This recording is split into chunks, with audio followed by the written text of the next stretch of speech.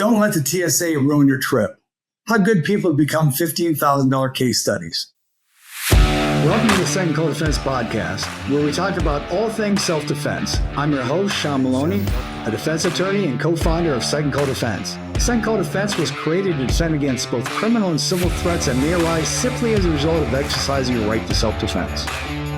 If you carry it legally and you fly, this episode can save you money in the 5 figures. One bad instruction, one wrong line at the airport, one forgotten round in a pocket. That's all it takes to turn a good day into a federal case. I've spent over 30 years in firearms law and Second Amendment advocacy. I've defended people who have made mistakes, and I've made a few myself. Today, we're talking about how to properly transport a firearm on a commercial airplane. We'll start with what you should do at home, then move to the real danger zone, the TSA security checkpoint, because that's where good people become case studies.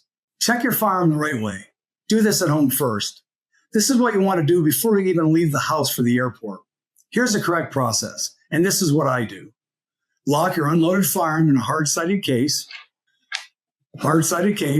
Now, note that it's not a Pelican case. It's probably $10 or $15. You don't need a $300 case. You need a sturdy, hard-sided case that can't be pried open. And trust me, the ticket agents will try to pry it open, and if they can get it open any way whatsoever, they're not going to let the firearm on with you. Place the locked firearm case inside a locked suitcase.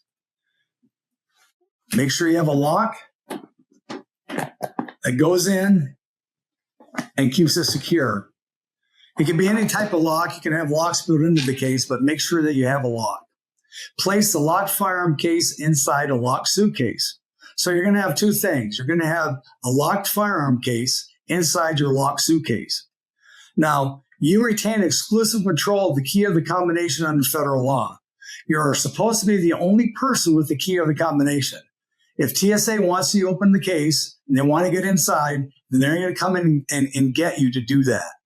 Between you and me, a lot of people that I know fly with TSA locks and nobody turns them away. In fact, some airline personnel, I've had them approach me to tell me that I have to have a TSA lock. Well, that's not true under federal law. If you're told that you must have a TSA lock and you don't have one with you, legally you're not required to have that. Don't argue. Politely ask for a supervisor. Federal law beats bad advice every time, and we'll learn that in a few moments. It's your responsibility to know the law, so make sure that you do, and you're not afraid to tell the ticket agent when they're not citing the law correctly. Now, if space allows, lock the slide or bolt of your firearm open inside the hard-sided case. So the TSA can readily see the chamber through the x-ray machine that it's empty.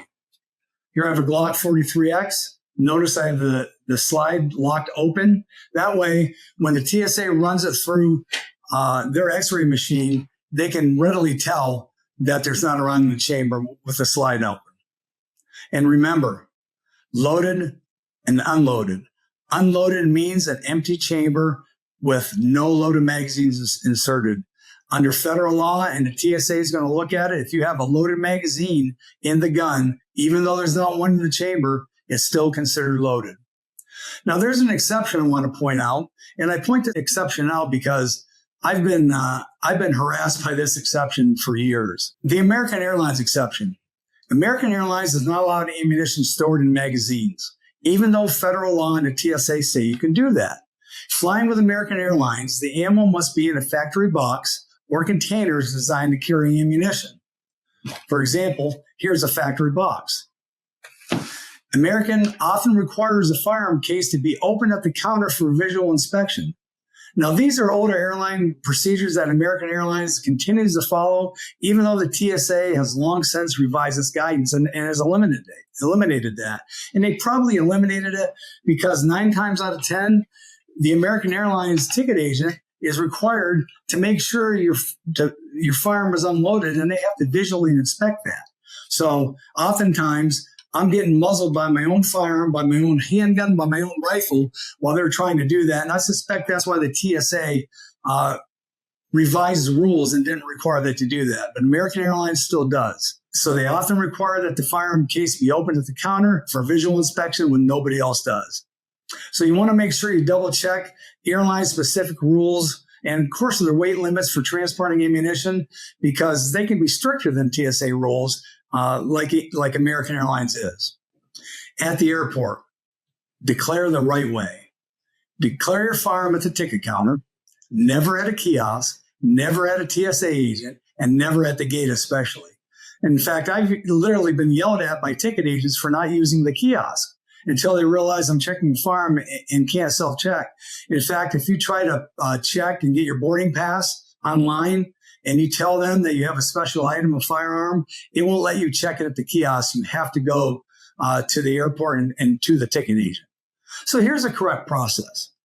Walk up to the counter where the ticket agent is standing, place your bag on the scale, state that you are declaring a firearm. They're going to ask you, is it unloaded? Well, it better be after what we just went over. And you answer yes. You sign and date the declaration card. I have a few examples for you. I have a Delta card signed declaring that it's unloaded. American Airlines is red and it says return to BSO, which is the office by the luggage collection area, so you can collect your bag there. And then interestingly, Frontier Firearms has their unloaded card, but on the back, they have you check that you're responsible with applying with any applicable laws, and then that you check that it's domestic only, no international flights. You have to check that the firearms are unloaded and in a locked, hard-sided case, and that you're the only person with the key or the combination. And again, that's interesting because I've been approached several times over the years, told by bag agents, by the gate people, when I'm checking my firearm in that I have to have a TSA lock, but you do not. So then most airlines have you place the card in your bag on top of the lock case. So again, your lock case goes in the suitcase, and they're going to ask you to place the card on top of it, zip and lock your suitcase up for transportation. If your bag goes any place other than behind the counter with the ticket agent on the conveyor belt, you're in a danger zone already. So make sure that you know the law and you stop and you think. Now, if we make it beyond the TSA checkpoint, I always like to point out it's not a fix-it station. If you find out you made a mistake there, it's too late. The TSA checkpoint is not where mistakes get corrected. Trust me. It's where mistakes get documented, fined, and they never forget. And I have examples for that. One of my clients did everything right, for example, and this is recent. This was 2 weeks ago. She properly declared her firearm until a brand new ticket agent, actually his first day on the job, told her to take her luggage with the firearm and check at the gate because it was too late for them to check the luggage right now and get it on the plane. So the advice of the agent and the direction was take your suitcase through TSA and check it at the gate. Well, you can imagine what happened. In a police investigation that occurred after she tried to put her suitcase through the conveyor belt and x-ray machine confirmed that the agent gave her that advice. Guess what, folks? It didn't matter. She received a $15,000 civil fine and became my client after she received a letter in the mail. And I'll let you know later on in another podcast what happened.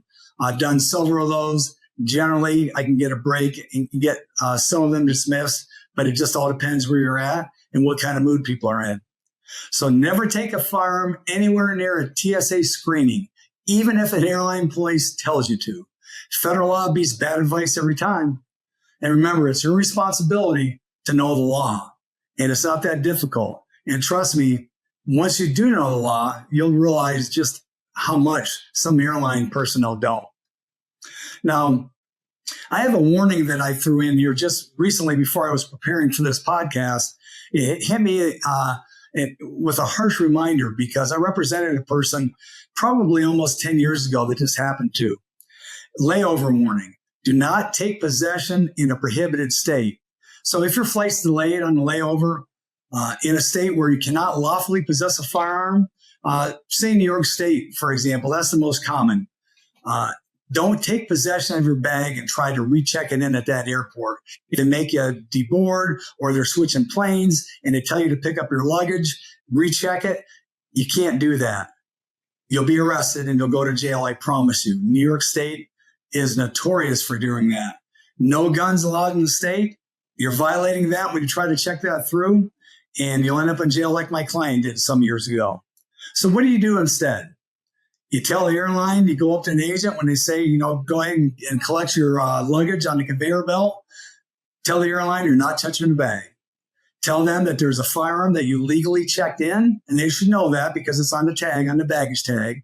Arrange for the airline to store your bag and then load it on the airplane without you touching it the next day or the next flight that you're supposed to be on. No other choice. I don't care if they tell you to take it, don't touch it. If needed, contact an attorney in the area or contact me at any time, and I'll get you in touch with somebody that can take care of you. But trust me, you don't want to try to fix it yourself in a hostile jurisdiction because they don't care. And there's been a lot of people, a lot of cases, and including military veterans coming home on leave who have been captured under New York state law. The empty bag protocol, why I created it. I created the empty bag protocol because I'm human. We all are. I have a few examples. One unknown traveler left 2 unloaded Glock magazines in his everyday backpack. He normally carried concealed, and one day at the range or somehow 2 magazines, empty by the way, were in the bottom of his backpack that he didn't notice. Well, the TSA found them. The mags were in the trash. The paperwork was started. 3 years later, applied for his known traveler ID, was denied. Another unknown traveler who taught basic pistol class dumped ammo in the jacket sleeve pocket and forgot about it. He went out to his car to retrieve that firearm as an example for class, dumped the 5 rounds of the 38 special in his hand, put it in his tactical jacket pocket. Weeks later, at the airport, busted. Ammo thrown in the garbage can, paperwork started. Years later, known traveler denied. Can't get the known traveler ID. Both unknown traveler folks were me. That's why I tell you to follow this protocol. I built it for me first, and now I'm sharing it with you. Trust me, it works. The empty bag protocol. Do this every time. Before every flight, empty your bag completely. Unzip the pockets, dump them out, turn it over upside down, run your fingers along the seams, check your jacket, your range bag, your back pockets. Check your jacket, folks. Remember that sleeve? Here it is. This is the jacket I was wearing. Do a final pocket check before leaving the house. Make sure that you have nothing, no magazines, no ammunition, and especially not a little 43X at the bottom of that backpack. Now, I want to give this warning. It's something critical. If you mistakenly bring an unloaded firearm to TSA, that's bad enough, right? And you even have 1 loose round in a bag in your pocket. All of us who shoot and carry regularly, we always end up with a round somewhere. Well, that single mistake turns that unloaded firearm under federal law. It can be treated as a loaded firearm, and that increases your fine. And you'll be paying something over $17,000 if they have their way, just for mistakenly, with no intention, no mens rea, bringing an unloaded firearm and then finding a loose piece of ammunition somewhere on your person or in your belongings. The bottom line, do lock your unloaded firearm in a haversack case. Do place locked firearm cases inside your locked suitcase. Retain exclusive control of the keys and combinations that are yours and yours alone.